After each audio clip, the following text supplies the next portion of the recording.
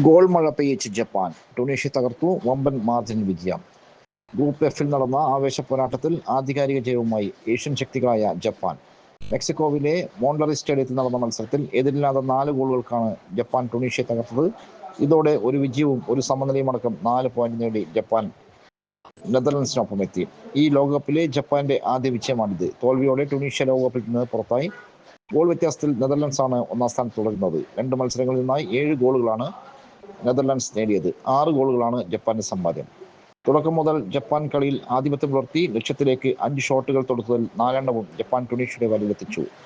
കളി തുടങ്ങി 4-ാം മിനിറ്റിൽ തന്നെ ജപ്പാൻ ഗോളടിച്ചു. കെയ്റ്റോ നക്കാമുറിയുടെ അസ്റ്റിൽ ഡെയ്ചി കമാദയാണ് ജപ്പാനായി ആദ്യ ഗോൾ നേടിയത്. ആദ്യ പകുതി അവസാനിക്കും മുമ്പ് തന്നെ 2-ാം ഗോളും പിറന്നു. 31-ാം മിനിറ്റിൽ അയാസെ ഉവേദ 2-ാം ഗോൾ നേടി. പ്രതിരോധത്തിലായ ട്യൂണീഷ്യ ആക്രമിച്ചു കളിക്കാൻ ശ്രമിച്ചെങ്കിലും സമുറായി വീര്യത്തിനു മുന്നിൽ വിലപ്പോയില്ല. 2-ാം പകുതിയിൽ 69-ാം മിനിറ്റിൽ അയാസെ ഉവേദ നൽകിയ പന്ത് വലയിലേക്ക് പായിച്ച് ജുനിറ്റ ഇറ്റോ ജപ്പാനായി 3-ാം ഗോൾ നേടി.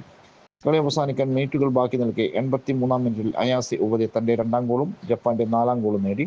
ട്യൂണീഷ്യയുടെ നെഞ്ചിൽ ആണിയടിച്ച് പതനം പൂർത്തിയാക്കി. നിലവിൽ 4 പോയിന്റാണ് ജപ്പാന്റെ സമ്പാദ്യം. ആദ്യ കളിയിൽ കരുത്തരായ നെതർലൻഡ്സിനെ സമനില തളച്ചിരുന്നു.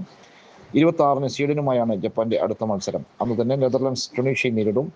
സ്വീഡനെതിരെ നടന്ന ആദ്യ മത്സരത്തിൽ 1-നെതിരെ 5 ഗോളുകൾക്ക് വഴങ്ങി തോറ്റതിന് പിന്നാലെ ട്യൂണീഷ്യ കോച്ചിനെ പുറത്താക്കിയിരുന്നു. എന്നാൽ പുതിയ പരിശീലനത്തിയിട്ടും ടീമിന് വിജയം കാണാനായില്ല.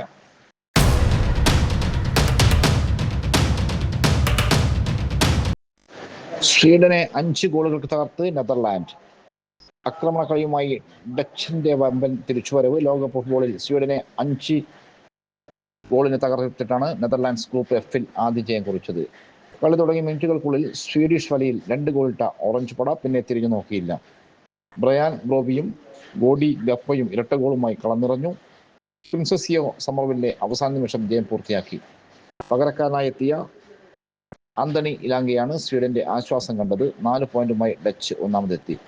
ആദ്യ കളിയിൽ ജപ്പാനോട് സമനിലയിൽ ഉയർത്ത ഡച്ചിനെയല്ല ഹൂസ്റ്റണിൽ കണ്ടത്. ട്യൂണീഷ്യയെ 5-1 തീർത്തു വന്ന സ്വീഡനെ ഡച്ചുകാർ കളത്തിൽ നിന്ന് മായ്ച്ചു കളഞ്ഞു. അതിവേഗ കളിക്ക് മുന്നിൽ സ്വീഡനും മറുപടി ഉണ്ടായില്ല. 5-ാം മിനിറ്റിൽ ഗാപ്കോ തൊടുത്ത ക്രോസിൽ ബ്രോബി പറന്നിറങ്ങി. അടുത്ത 10 മിനിറ്റിൽ ഡെൻസൽ ഡംസിന്റെ ക്രോസിൽ ബ്രോബി ഒരിക്കൽ കൂടി കാൽവെച്ചു. മറുവശത്ത് യാസിൻ അദാരിയുടെയും വിക്ടർ യൊക്കറസിന്റെയും ഷോട്ടുകൾ ഡച്ച് ഗോൾ കീപ്പർ ബാർട്ട് ബെർവുവൽ തടഞ്ഞു. ഇടവേളയ്ക്ക് ശേഷം ഗാപ്കോ ഡച്ച് ആക്രമണം ഏറ്റെടുത്തു. 7 മിനിറ്റിനിടെ 2 എണ്ണം. ആദ്യത്തേതിന് ഡ്രോഫീസ് അവസരമൊരുക്കിയപ്പോൾ 2-ാമത്തെ ഗോൾ സമ്മർവില്ലയുടെ നീക്കത്തിൽ നിന്നായിരുന്നു. പിന്നാലെ ഇലങ്കയുടെ തകർപ്പൻ ഗോളിൽ സ്വീഡൻ ഒന്ന് മടക്കി. കളിയുടെ അവസാന ഘട്ടത്തിൽ സമ്മർവില്ലെ ഡച്ചിന്റെ ഗോളടി ഉത്സവം അവസാനിപ്പിച്ചു.